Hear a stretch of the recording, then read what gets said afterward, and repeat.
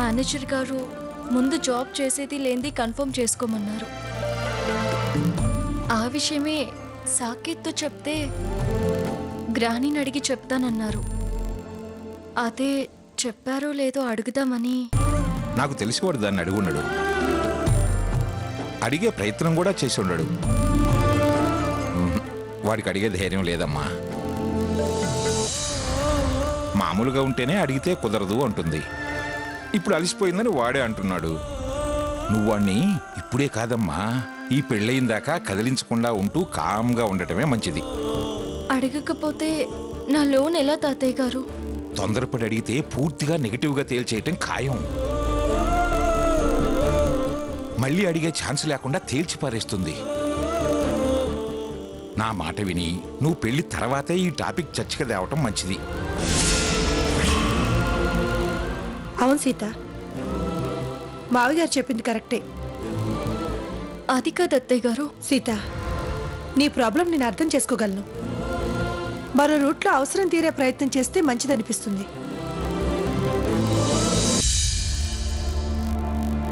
నీ వల్ల కాదనుకుంటే నేనేదైనా సాయం చేయడానికి ప్రయత్నిస్తాను.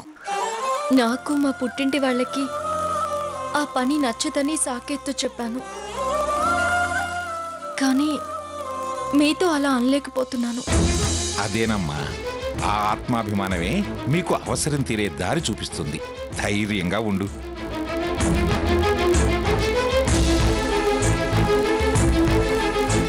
నా మాట వినమ్మా. సరే తాతయ్య గారు, నేను వెళ్ళొస్తాను అత్తయ్య గారు. మంచిదమ్మా.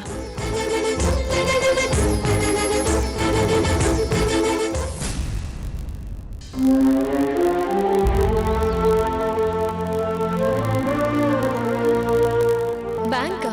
ఎందుకు? పెళ్లి కదమ్మా, అంతో ఇంతో చేతిలో ఉంటే మంచిది కదా.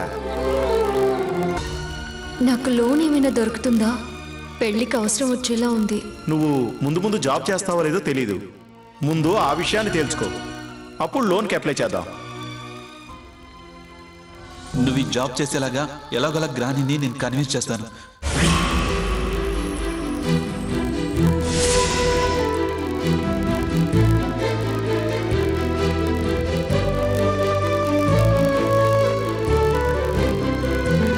నేను లోన్కి అప్లై చేద్దాం అనుకుంటున్నాను. లోన్కి వెళ్ళాలంటే ముందు జాబ్ కంటిన్యూ చేసేది లేనిది డిసైడ్ చేసుకోవాలి. అందుకే మిమ్మల్ని పర్మిషన్ అడుగుతున్నాను.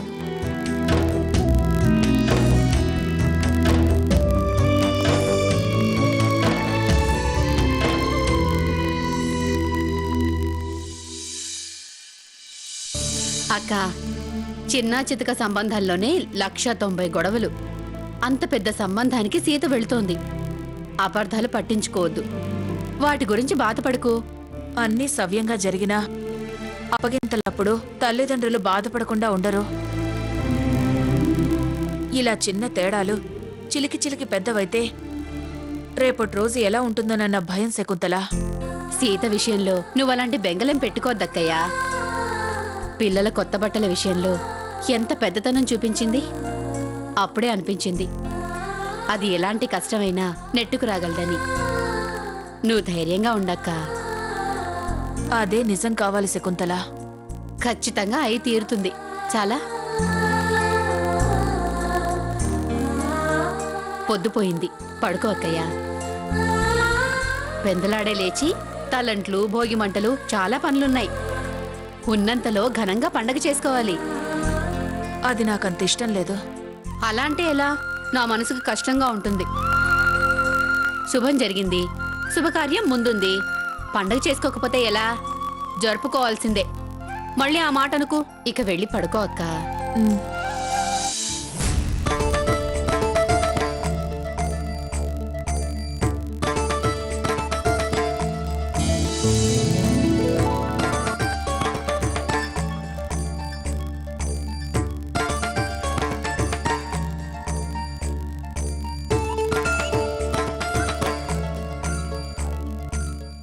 సంక్రాంతి వస్తుంది కదా, సీత కూడా వాళ్ళ ఇంటి ముందు ముగ్గేస్తూ ఉంటుంది. చూడాలి ఏ ముగ్గేస్తుందో. డెఫినెట్గా వెల్కమ్ టు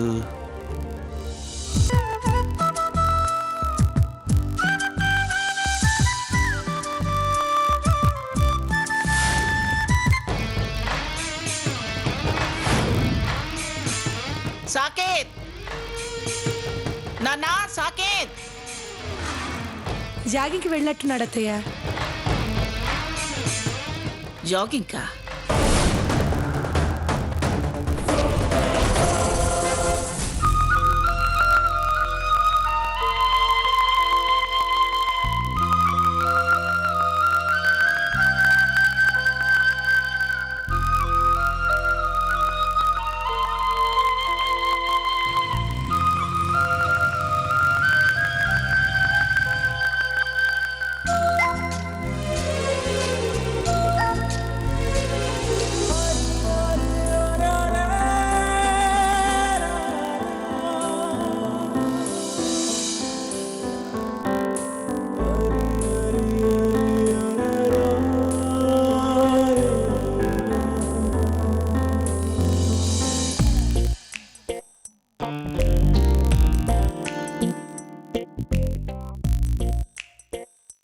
రఘురాం గారు గుడ్ మార్నింగ్. గుడ్ మార్నింగ్ స్వర్ణ. గుడ్ మార్నింగ్ సీత గారు. హ్యాపీ పొంగల్. ఏంటి పొద్దున్నే ఏవో పట్టుకొచ్చారు? కొత్త వడ్ల కంకులండి. మా ఊళ్ళో మా ఇంట్లో ప్రతి సంవత్సరం భోగి రోజు ఈ కంకులు గుమ్మానికి అటు ఇటు కట్టడం ఆనవాయితీ.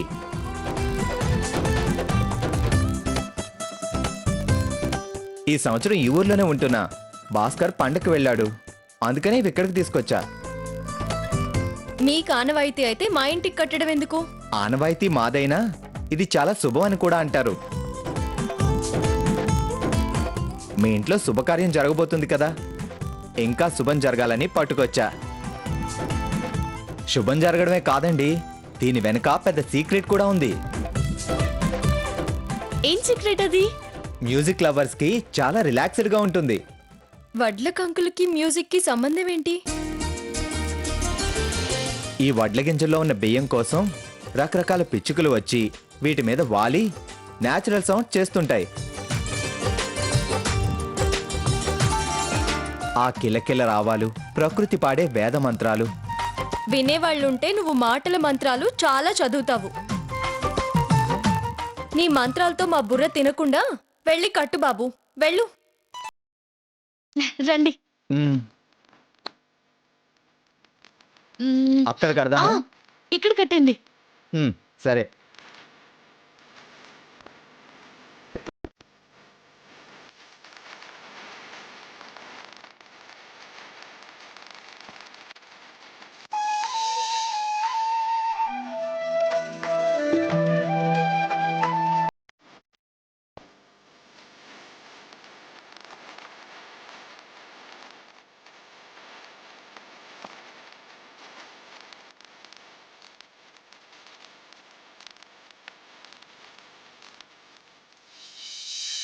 ఏంటి కార్ దిగరా? లేదు, నిన్ను ఈ కార్లో అలా అలా సరదాగా పక్కన కూర్చోబెట్టుకుని తిప్పాలనుంది. భోగి మంటలు వేస్తాము. ఈ కారు షికారు కన్నా ఆ వెలుగుల ముందు చలి కాచుకుంటే చాలా బాగుంటుంది. రండి. ఓకే.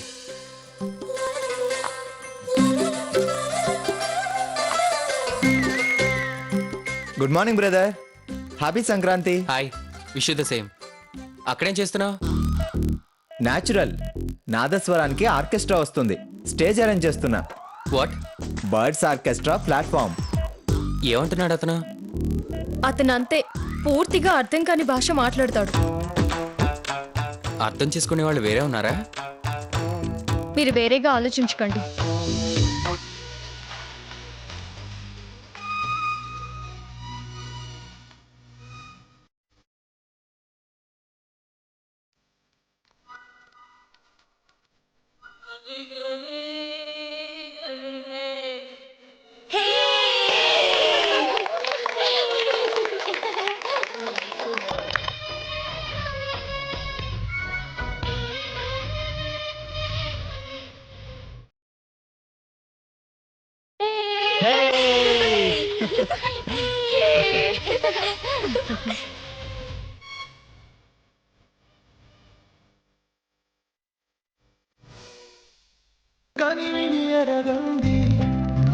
కను పాపలు ఏనాడు కలనైనా చూడండి.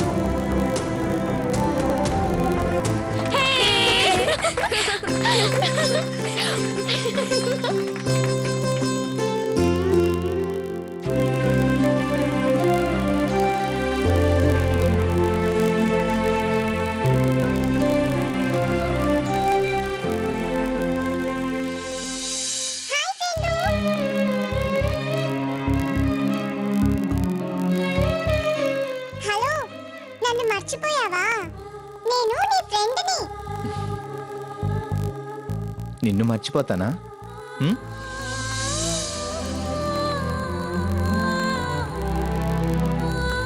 హ్యాపీ పొంగల్. ఫీల్ అవ్వకు.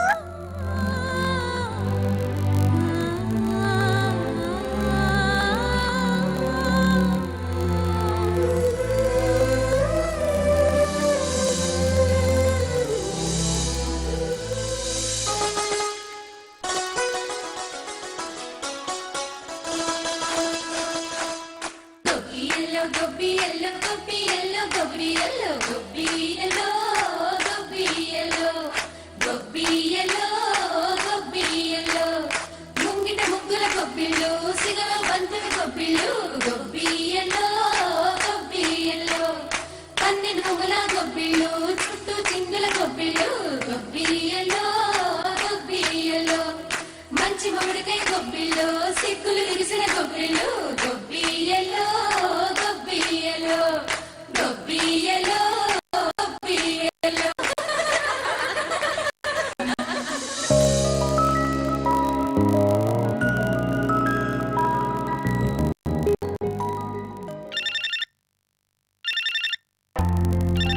కాఫీ తీసుకోండి.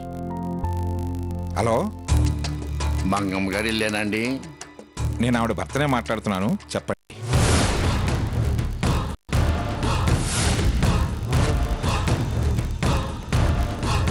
అత్తయ్య గారు లేరండి?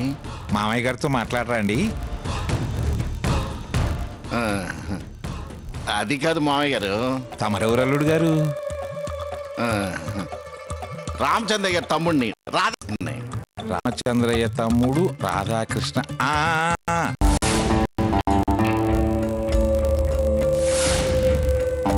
ఏం చెప్పాలి అత్తయ్య గారికి? మరేం లేదు మామయ్య గారు, పండగ శుభాకాంక్షలు చెబుదామని.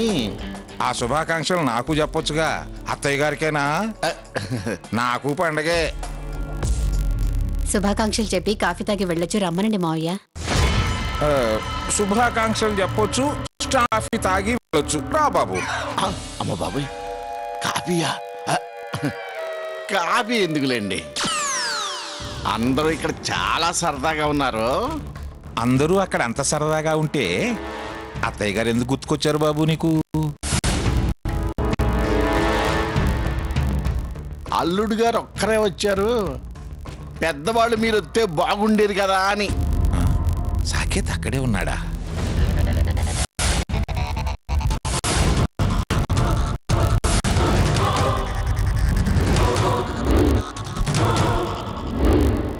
నీకు తెలీదా? ఏం తెలీదు. ఇక్కడే ఉన్నాడని. అక్కడ ఉన్నాడు అనలేదు, ఒక్కడే ఉన్నాడా అన్నాను. నీ తరపున ఒక్కడే ఉన్నాడు. వాడి భార్య అక్కడే ఉంటే ఒక్కడే ఉన్నాడు అంటామే. నీకు తెలీదా? ఏం తెలీదు. ఇక్కడే ఉన్నాడని. ఆ, అక్కడ ఉన్నాడు అనలేదు, ఒక్కడే ఉన్నాడా అన్నాను. ఆహా, నీ తరపున ఒక్కడే ఉన్నాడు. వాడికి కాబోయే భార్య అక్కడే ఉంటే ఒక్కడే ఉన్నాడు అంటామే. వెర్రి సన్నాసి, వెర్రి సన్నాసి. అది అదే పుల్లలైటం మానేసి పండక్క చేసిన పాయసం తిను. అంతేగాని పిచ్చి పిచ్చి వేషాలు వేశావా డబుల్ స్ట్రాంగ్ కాఫీ తాగిస్తాను, జాగ్రత్త. పడే ఫోను. ఇలాంటి ఎన్ని దులిపేసుకోలేదు. వేతవని వేతం.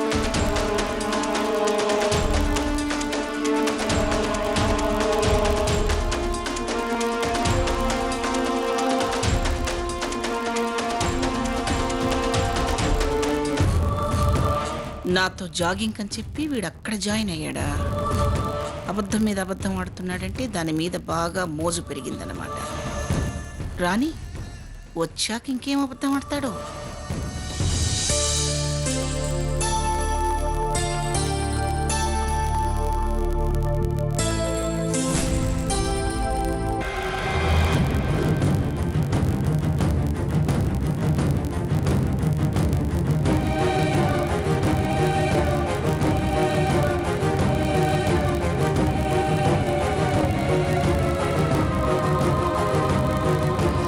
పర్సక్క ఎవరో పోగొట్టుకున్నారు.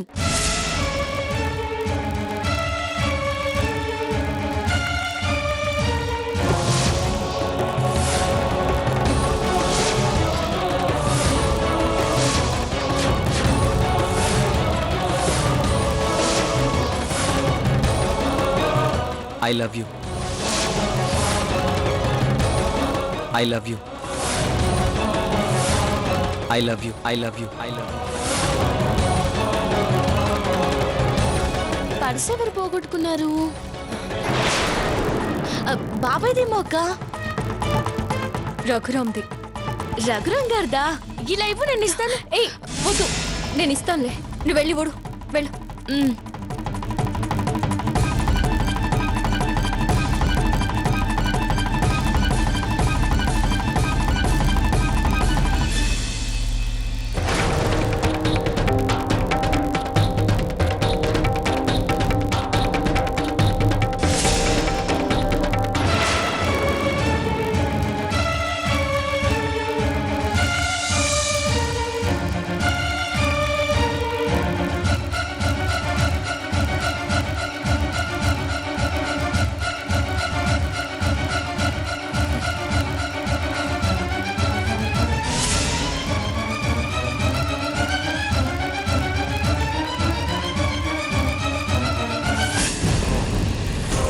అమ్మా,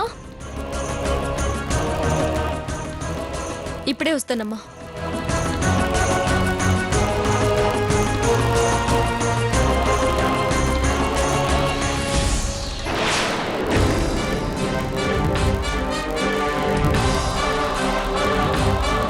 సీత గారు, మీరేంటిలా?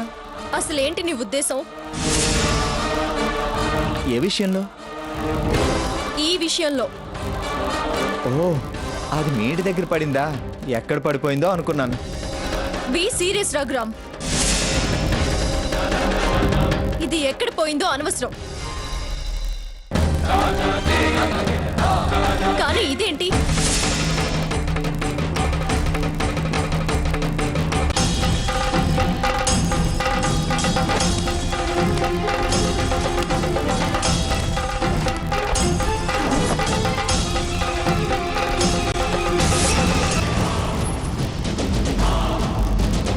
దీన్ని అభిమానం అనరు, ప్రేమ అని అస్సలు అనరు, పిచ్చి అంటారు. నీ మూలంగా నాకే డిస్టర్బెన్స్ జరిగినా క్షమించడం అనేది ఉండదు, బ్రతకడం జరగదు. ఇప్పుడు నేను నలుగురి దృష్టిలో నా మనసులో సాకేత్కి భార్యని.